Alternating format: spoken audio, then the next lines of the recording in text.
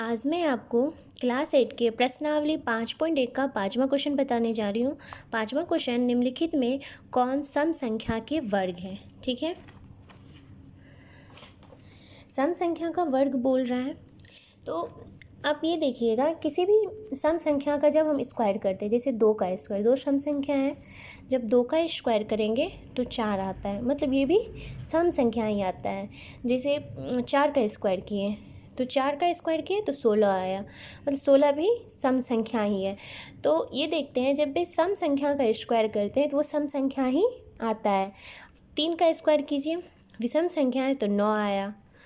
मतलब विषम संख्या का जब भी स्क्वायर करते हैं तो विषम संख्या ही आता है। 5 का स्क्वायर कीजिए, 5 विषम संख्या है, जब विषम संख्या का स्क्वायर किए तो 25 आया, ये भी विषम संख्या ही है। तो इसके तहत हम ये देखते हैं, तो इसमें जैसे इसके लास्ट में क्या है, 9 एक विषम संख्या है, तो ये आपका विषम संख्या के वर्ग हो गए। 196 है तो ये सम संख्या है। इसमें पूछ रहा है जो कौन सम संख्या के वर्ग है, तो एक आपका आ गया 196। ठीक है, फिर यहाँ पे 256 है, लास्ट में 6 है, तो ये भी कोई सम संख्या का ही वर्ग होगा, क्योंकि सम संख्या है 256। तीसरा 1296, इसके लास्ट में भी 6 है, ये भी सम संख्या है, तो ये भी सम संख्या का ही वर्ग है 1296। इसके लास्ट में 1 है, ये विषम संख्या है, तो कोई विषम संख्या का वर्ग होगा। तो आपका सम संख्या के वर्ग 3 है, 196, 256 और 1296। ठीक है, दूसरा क्वेश्चन है आपका जो छठा है, निम्नलिखित संख्याओं में से कौन सी पूर्ण वर्ग है। पूर्ण वर्ग बोल रहा है, तो सबके लास्ट में देखिए 0 0 है।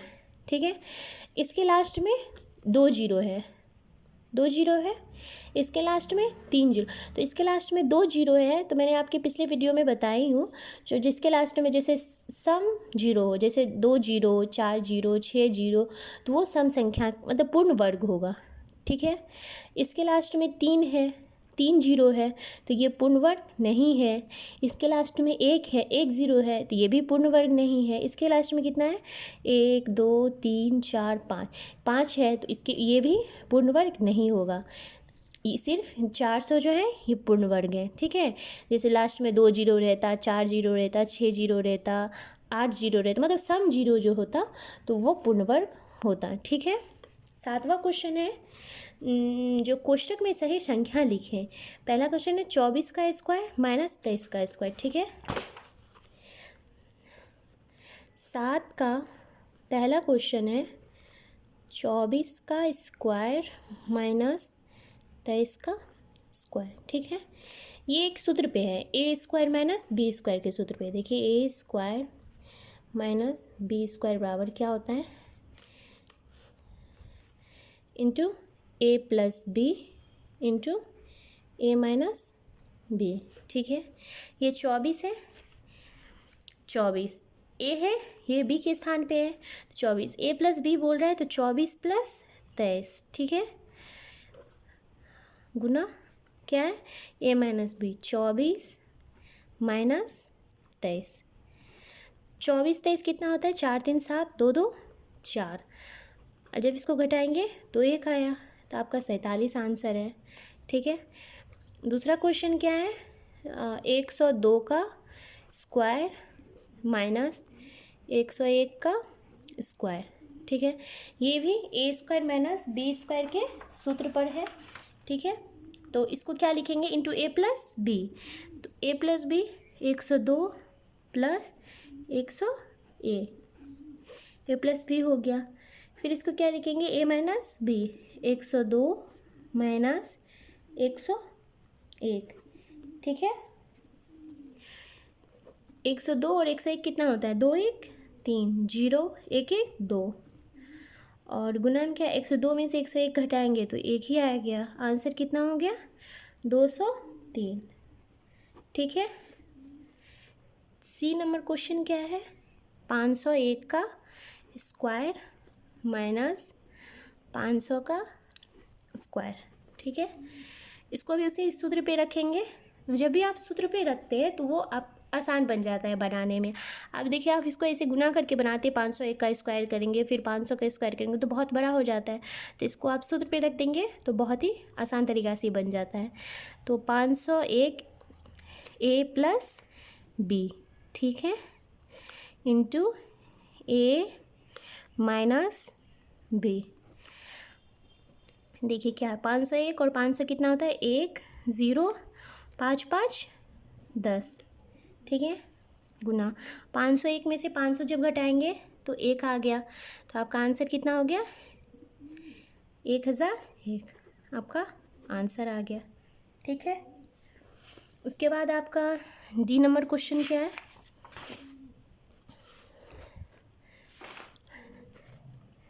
डी क्वेश्चन है आपका, क्वेश्चन है 400 में इसका स्क्वायर, ठीक है, 400 का स्क्वायर माइनस 399 का स्क्वायर, इसको भी ए स्क्वायर माइनस बी स्क्वायर के सूत्र पे रखेंगे इंटू ए प्लस बी इंटू ए माइनस बी। ए प्लस बी रखिए, 400 प्लस 399 इंटू ए माइनस बी। 400 और 399 कितना होता है, 9 9 4 3 7 गुना 400 में से 399 घटाएंगे तो 1 आ गया, बराबर 799 आंसर, ठीक है। उसके बाद आपका 8वां क्वेश्चन बोल रहा है निम्नलिखित में कौन सा त्रिक पाइथागोरस त्रिक है, ठीक है। तो पाइथागोरस त्रिक का परिभाषा होता है ऐसी संख्या जो दो संख्या के वर्ग का जोड़, दो संख्या जैसे ये और ये, इसका स्क्वायर करके जब जोड़ेंगे तो वह तीसरी संख्या के वर्ग के बराबर हो जाएगा। ये आपका पाइथागोरस त्रिक का सूत्र है। जब ये अगर बराबर हो गया तो वो पाइथागोरस त्रिक है। इसका स्क्वायर करेंगे, इसका स्क्वायर करेंगे और जब दोनों को जोड़ देंगे तो वह इसका स्क्वायर 3 के स्क्वायर के बराबर हो जाएगा, ठीक है। तब तो ये पाइथागोरस त्रिक है, नहीं तो ये नहीं है। अब ये करके देखते हैं, ठीक है। पहला क्वेश्चन आपका क्या है, 1 2 3, 8वां का है आपका 1 2 3, ठीक है। देखिए 1 का स्क्वायर किए प्लस 2 का स्क्वायर किए बराबर 3 का स्क्वायर, 1 का स्क्वायर 1, 2 का स्क्वायर 4, ठीक है, बराबर 3 का स्क्वायर 9 हो गया, तो 4 1 5 बराबर 9। तो ये आपका त्रिक पाइथागोरस नहीं है, ठीक है। दूसरा क्या है, दूसरा देखिए, दूसरा है 3 4 5, दूसरा है 3 4 5। देखिए 3 का स्क्वायर करते हैं, 3 का स्क्वायर प्लस 4 का स्क्वायर बराबर 5 का स्क्वायर। 3 का स्क्वायर 9 हो गया, 4 का स्क्वायर 16 हो गया, 5 का स्क्वायर 25, तो 16 9 25, 25 बराबर 25। तो ये आपका पाइथागोरस त्रिक है, ठीक है। उसके बाद आपका आ गया चौथा, तीसरा क्वेश्चन है ना, दूसरा ये क्वेश्चन था, ठीक है। अब आपका आएगा तीसरा क्वेश्चन। तीसरा क्वेश्चन है 6 8 और क्या है 10, 6 8 और 10। 6 का स्क्वायर कीजिए प्लस 8 का स्क्वायर कीजिए बराबर 10 का स्क्वायर कीजिए। 6 का स्क्वायर करते हैं तो 6 के 36, 8 का स्क्वायर करते हैं तो 8 8 64 बराबर 10 का स्क्वायर करते हैं तो 100। या देखिए 36 और 64 कितना होता है 100, 100 बराबर 100, मतलब ये आपका पाइथागोरस त्रिक है। तो ये 1 2 और तीसरा ये पाइथागोरस त्रिक आपका निकला है। उसके बाद देखिए कौन तीसरा क्वेश्चन है,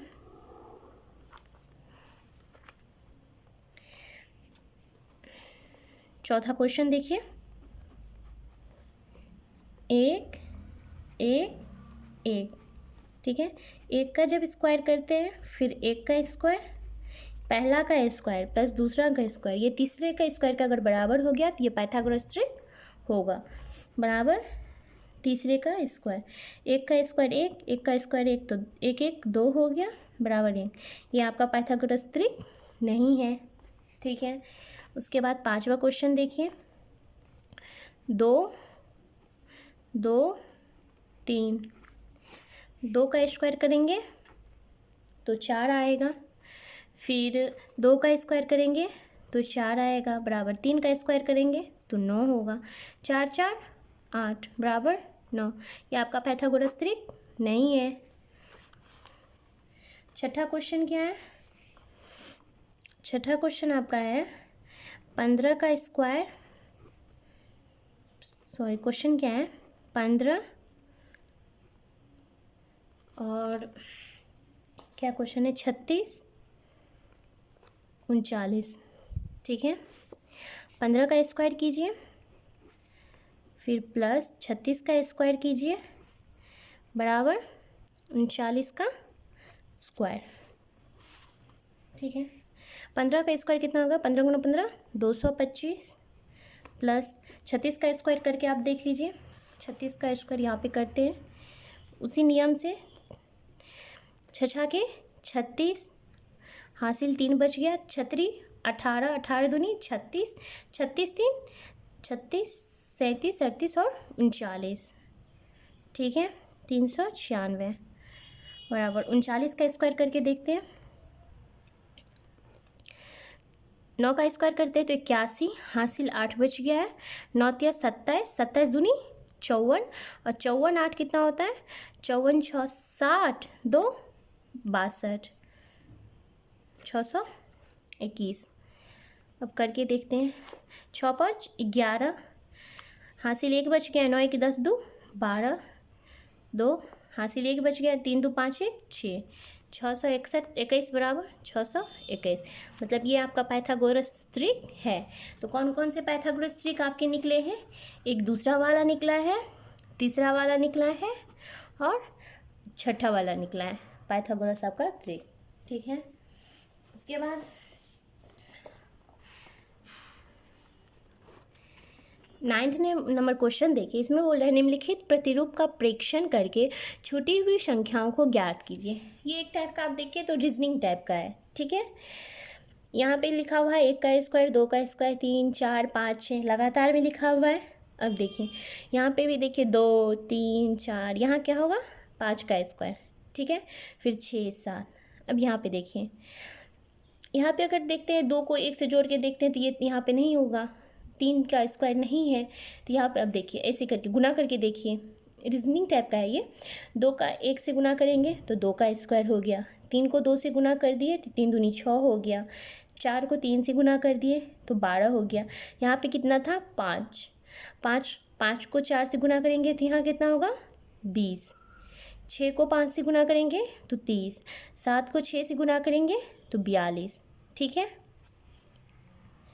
अब यहाँ पे देखिए, अब यहाँ पे कौन सा नियम है, 3 का स्क्वायर है 7 का स्क्वायर, मतलब एक लगातार भी नहीं है, जैसे यहाँ पे है 1 2 3 4 ऐसे भी नहीं है। यहाँ पे फिर देखते हैं 3 और 7 में कितना का फ़र्क है, 4 का फ़र्क है, कितना का फ़र्क है 4 का, 3 में 4 जोड़ेंगे तो 7 होगा, 7 में कितना जोड़ेंगे जो 13 होगा, 7 में 6 जोड़ेंगे तो 13 होगा, ठीक है। फिर 13 में कितना जोड़ेंगे तो 21 होगा, 8 जोड़ेंगे तो 21 होगा, 21 में कितना जोड़ेंगे जो 31 होगा, 10 जोड़ेंगे जो 31 होगा। तो फिर इसमें देखते हैं यहाँ 4 है, फिर 4 में 2 जोड़े तो 6, फिर 6 में 2 जोड़े हैं 8, 8 में 2 जोड़े हैं तो 10, फिर 10 में 2 जोड़ेंगे तो 12, 31 में से 12 जब जोड़ेंगे तो ये यहाँ पे होगा, 31 में से 12 जोड़ेंगे तो 43 होगा, तो यहाँ पे 43 होगा, समझ गए। जैसे इन दोनों के बीच 4 का गैप है, इन दोनों के बीच 6 का, मतलब 4 में फिर 2 जुट गया है, 6 का गैप है, फिर 6 में 2 जोड़ देंगे तो इस दोनों में 8 का गैप है, फिर 8 में 2 जोड़ देंगे तो इन दोनों में 10 का गैप है, फिर 10 में 2 जोड़ देंगे 10 2 12, तो इन दोनों में 12 का गैप होगा, तो 31 में से 12 जोड़ देंगे तो यहाँ पे 43 आ जाएगा, ठीक है। उसके बाद आपका क्या है 10वां क्वेश्चन। 10वां क्वेश्चन है विषम संख्याओं के क्रमिक घटाव की क्रिया द्वारा निम्नलिखित संख्याओं की जांच करें कि कौन सी संख्या पूर्ण वर्ग संख्या है। पूर्ण वर्ग बोल रहा है, तो अब देखिए क्या है, क्रमिक घटाव की क्रिया द्वारा बोल रहे हैं। तो इसका एक नियम होता है, जैसे मैं यहाँ पे करके दिखाती हूँ। क्रमिक घटाव बोल रहे हैं। 10वां क्वेश्चन है